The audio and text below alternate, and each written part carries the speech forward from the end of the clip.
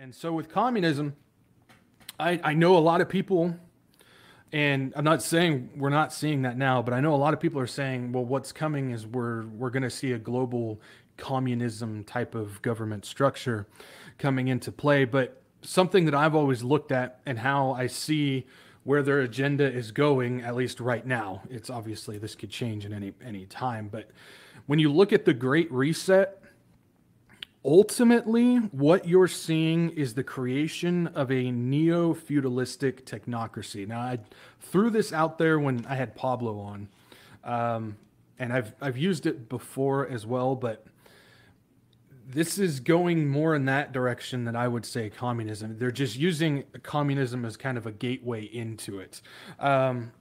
It's the stepping stone, pretty much. So, to kind of put this, a collapsing society. So if you want to do this, you collapse society into a dependent state. This would be global. This wouldn't just be here in the United States, but it would be global.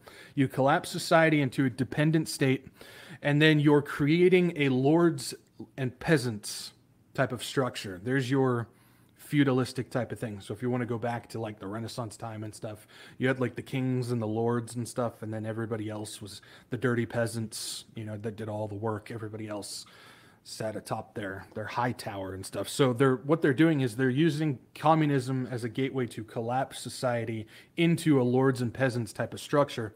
And by controlling them with technology, you've then created a technocracy on top of it. So now you're looking at a new feudalism that is covered under the umbrella of a society that is now controlled by technology and its creators. That's your neo-feudalistic technocracy. That's how I get there. When you look at the Great Reset, when you look at Agenda 2030, and you look at the Fourth Industrial Revolution, that's exactly what they're trying to create. They're just using communism as an avenue to get there.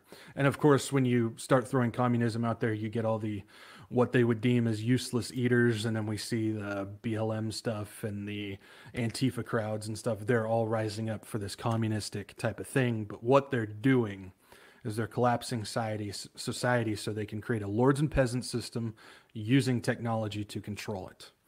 And so that's where I get that type of avenue from. Now, this type of system ultimately sets up perfectly to transition into a one world leader and the 10 kings.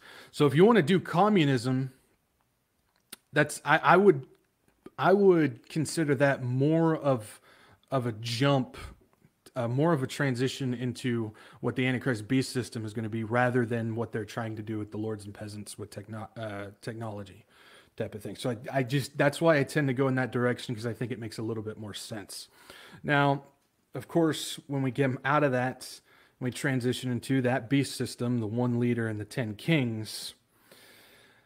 When you look at the Great Reset and the Fourth Industrial Revolution and the Agenda 2030, again, this is kind of where I tend to lean towards 10 kings who will be industry leaders, as opposed to what most people believe as in political and land leaders. Now, something with the 10 kings, just want to put it out there, we don't really know what's going to happen with that. This is something that we can kind of just throw things around, and we just go off of what the Bible says, and we can just kind of determine things. So I'm not saying this is what the Bible says. I just want to put out there, I'm not saying that. But from what I've seen and what I've gathered and the systems that they're introducing, I tend to lean towards the fact that I think the 10 kings will be industry leaders. Now, not only does the Great Reset play perfectly into that governmental structure transition, like we were just talking about, but it's also much, much, much easier to control the world through industry versus land. It just is, because if everybody, again, if you're creating a society that's dependent upon the state, and this is globally, if they're dependent upon them, you now have a society that's dependent upon the industries that support them. And so it makes a whole lot more sense that you can control the entire world, the entire populace, based on controlling the industries that everybody is now dependent upon, as opposed to just land. I originally got this idea when I heard Prince Charles, who's now King Charles, I still know him as Prince Charles. He spoke at COP26. Now, this is the famous speech everybody was looking at, and they go, "Oh, he made reference to the Antichrist," because he was talking about there was trillions and trillions of dollars at his disposal. Everybody was looking at that. Did he really just reference the Antichrist? Well, if you go just a little bit further past, he talks about 10 specific industries and how they affect the world. Let's just take a look at that. This is from COP26. Together, we are working to drive trillions of dollars in support of transition across 10 of the most emitting and polluting industries. They include energy, agriculture, transportation, health systems, and fashion. The reality of today's global supply chains means that industry transition will affect every country and every producer in the world. There is absolutely no doubt in my mind that the private sector is ready to play its part and to work with governments to find a way forward. Okay, 3 things. 1, he specifically mentions 10 industries. 2, he talks about how those industries affect the entire world, talking about controlling the entire world. 3, he talks about how the private sector is now ready to work together with the government. So if you've got 10 industries with 10 private leaders ready to work with the governments, which we're already seeing a few of them, and they all can basically control the entire world through those 10 things. In my opinion, not only did he make reference to the Antichrist beforehand, I don't have that in that video, but he then made reference to the 10 kings. Keep in mind, this is all in the same speech, which just makes it that much more logical, in my opinion. It just makes a whole lot of sense. Now, he specifically mentions the 10 industries. He mentioned 5 of them by name, but they can control the world. So if you have kings controlling health, technology, transportation, fashion, food, energy, all these things, you are ultimately taking control of what every individual is now dependent upon. So that's kind of where you snake through these different government transitions. It just makes a whole lot of sense. So if you've got everybody who's now becoming communism, where they're now becoming dependent upon the state, and then the Great Reset and the Fourth Industrial Revolution then takes a hold as a neo-feudalistic technocracy, and then that is basically just a stepping stone into the Antichrist beast system and the 10 kings, everything flows together perfectly in order for those 10 kings to be the industry leaders. It just makes more sense, in my opinion. He said it. You can control the entire world doing that. If you were to have, first of all, you've built a society now. I don't think people have taken this approach to it. You have literally built a society globally that has absolutely no trust in any political leaders out there. It doesn't matter what side of the spectrum you're on. It's 2 sides of the same coin, but it doesn't matter. People don't trust you. So you're expecting people to follow these kings of political leaders that you just created a society that doesn't trust them. Again, that's not making much sense either. Then if you put them in the control of, they are controlling landlocked regions, well, you're going to have a lot of people that are going to be able to escape that in some way or another. But if you have everybody that is controlled by industries, it just makes a whole lot more sense. And we're also saying that private sector working in the government, it's taking a foothold. A lot of these private guys are becoming a lot more powerful than your government political leaders. They just are.